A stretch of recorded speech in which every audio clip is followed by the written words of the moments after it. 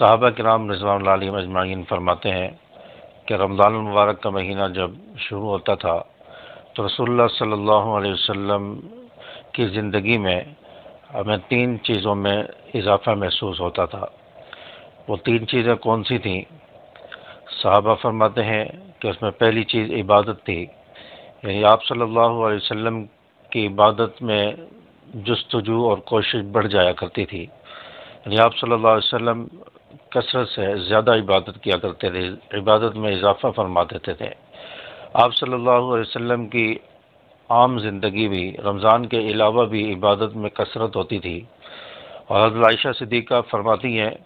کہ آپ صلی اللہ علیہ وسلم کے پاؤں مبارک میں ورم آ جاتا تھا، آپ صلی اللہ علیہ وسلم راتوں میں اتنا لمبا قیام فرماتے،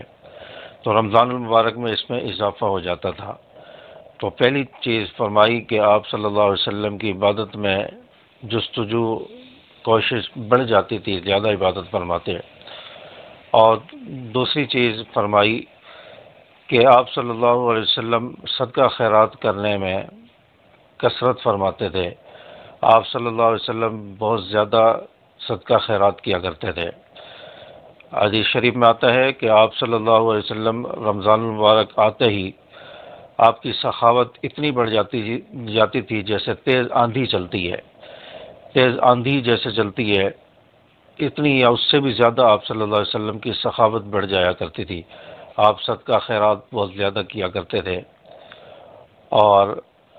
حدیث شریف میں آتا ہے کہ جو شخص اللہ کے راستے میں اپنا مال خرچ کرتا ہے اس کے دائیں ہاتھ کو بھی، اس کے بائیں ہاتھ کو بھی خبر نہ ہو، دائیں ہاتھ سے مال خرچ کرتا ہے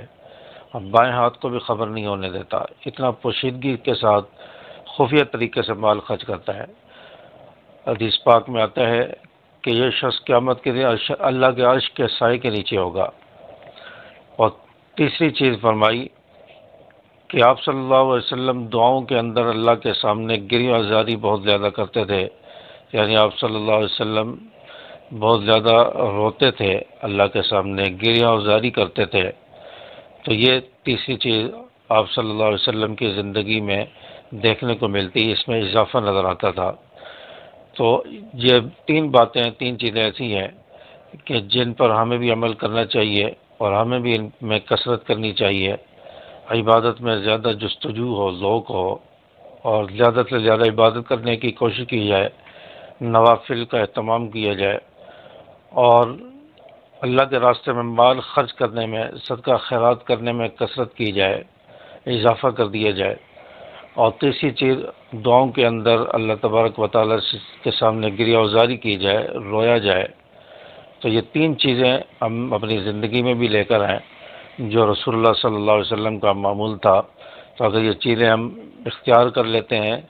تو رمضان المبارک میں بہت زیادہ اجر و ثواب حاصل کر سکتے ہیں۔ تو اللہ تبارک و تعالیٰ سے دعا ہے کہ اللہ پاک ہمیں سمجھ عمل کی توفیق عطا فرمائے، زیادہ سے زیادہ عبادت کی، اللہ کے راستے میں مال خرچ کرنے کی، اور اللہ کے خوف سے رونے والی آنکھیں اللہ تعالیٰ عطا فرمائے۔ السلام علیکم ورحمۃ اللہ۔